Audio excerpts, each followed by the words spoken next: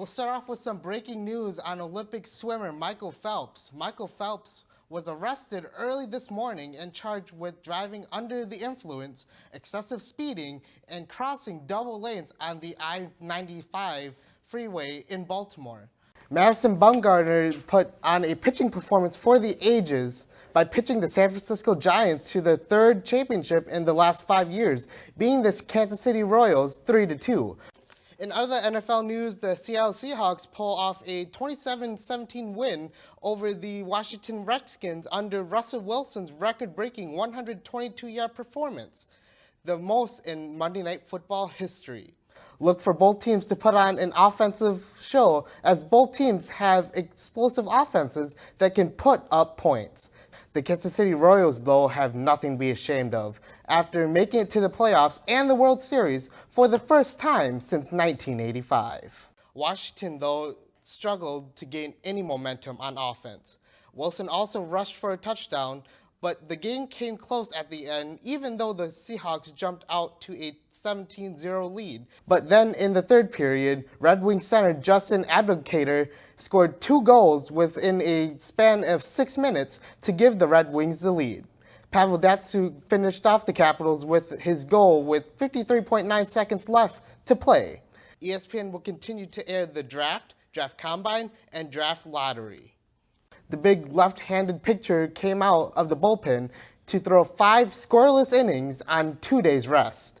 Along with that, he struck out 14 batters in a row before Alex Gordon sent one to center field. In other NFL news, the Cleveland Browns have decided to go with Brian Hoyer as the starting quarterback for this weekend, as the Browns look to stay in the playoff race against the Indianapolis Colts. The Saints are 3-4. On the other hand, the Panthers are looking to get their first win in 3 games after losing the last 2 games and tying the other game. Led by DeMarco Murray's 179 yards on the ground, the Cowboys jumped out to a 35-7 lead before Chicago outscored the Cowboys 21-7 in the fourth quarter. The Cats hit the court last night against the Lakers, leaving the Barry Event Center with a loss of 77-58.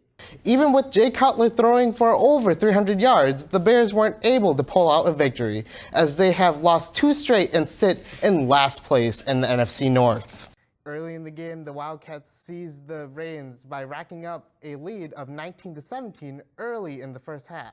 Opening up their doors for the first time in 2 days, the Packers Pro Shop held a ribbon-cutting ceremony today. The new 21,500 square foot store has a lot of new features that includes a refurbished 1957 Packers truck, a 6-foot replica-sized helmet hanging from the ceiling, and all new merchandise. Traffic accidents have been on top for killing the most people in Wisconsin, but police may have another problem on their hands: drug overdoses. The grand opening featured a cap giveaway to the first 1,000 customers. Fans who went to the new Pro Shop are impressed with the renovations. It's awesome. Much better experience than the one before was awesome, but this is just enhances it quite a bit more. So it's laid out really really well. Organized and everything, so you can find whatever you need, and it's perfect. For Jason Vester, he's seen the increase in drug overdose deaths in Kewaunee County.